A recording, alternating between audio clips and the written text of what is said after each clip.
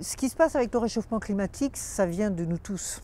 On a tous une part de responsabilité à travers ce qu'on est individuellement. On ne peut pas imaginer qu'on va avoir un Deus ex machina, quelqu'un qui va nous régler les problèmes, même si c'est la conférence des pays, donc la COP 21. Donc il faut réorienter, si j'ose dire, le paquebot pour que l'ensemble des sociétés mondiales aillent vers autre chose. Donc il faut rendre cette chose désirable. Tous les messages sont bons à prendre.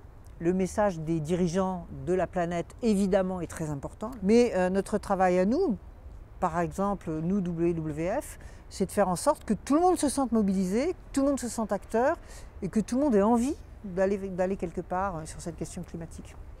Ces questions évoluent très vite, heureusement, parce qu'on n'a plus beaucoup de temps. Ce qu'on voit pour la première fois, c'est des acteurs qui représentent des religions, des acteurs qui représentent le monde du travail, les syndicats, des acteurs qui représentent plus le développement économique, le droit humain, que tout d'un coup, on n'est pas entre ONG de l'environnement, mais cette question climatique, ça y est, elle infuse vraiment. On voit le monde économique qui ne s'est jamais autant posé la question. Pourquoi les politiques commencent à bouger aussi? C'est parce que de plus en plus de gouvernements, d'États, font bien l'analyse que la stabilité du climat, il est question de paix, il est question de lutte sociale ou pas, de révolte sociale ou pas, il est question de cohésion des sociétés.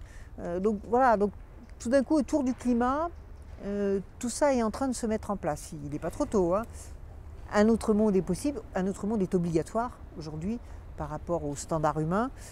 Si on veut continuer à vivre, je dirais, de manière digne sur cette planète, on a besoin d'un climat qui reste stable. Sinon, on va aller vers vraiment des dérèglements qui vont nous peser très lourd et qui vont nous impacter lourdement. Évidemment, la COP 21, c'est un grand moment de communication. C'est quelque chose d'important, on va beaucoup en parler, ça va beaucoup mobiliser les gens.